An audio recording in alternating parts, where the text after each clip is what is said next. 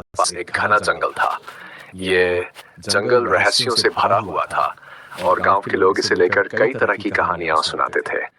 इस जंगल के बीचों बीच एक पुराना मंदिर था जो कई वर्षों से वीरान पड़ा था। किसी को नहीं पता था कि यह मंदिर किसने बनाया और क्यों इसे बंद कर दिया गया था, लेकिन गांव के बुजुर्गों का मानना था कि वहां कुछ अलौकिक शक्तियां हैं। जंगल की ओर कदम। गांव का एक युवक जिसका नाम अर्जुन था, बहुत ही जिज्ञासु और निडर था। उसने कई बार इस जंगल के बारे में सुना था और एक दिन उसने तय किया कि वह खुद जाकर इस रहस्य से पर्दा उठाएगा। उसने अपने कुछ दोस्तों को साथ लिया और वे सभी मिलकर जंगल की ओर निकल पड़े।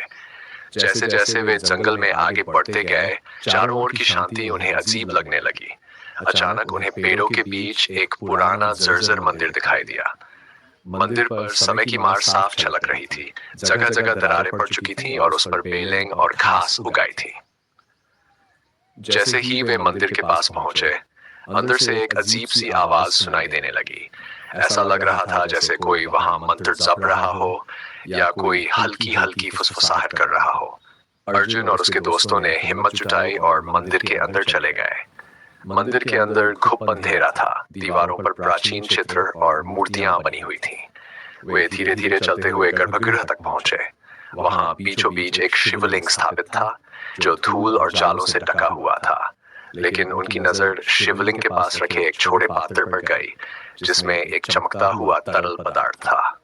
रहस्यमय स्पर्श। अर्जुन को उस तरल की ओर अजीब सा आकर्षण महसूस हुआ। बिना सोचे समझे उसने धीरे से उंगली उसमें डुबो दी।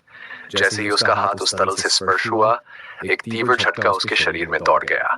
उसकी आंखों के सामने अंधेरा छा गया और उसे ऐसा लगा जैसे वह किसी दूसरी दुनिया में प्रवेश कर रहा हो।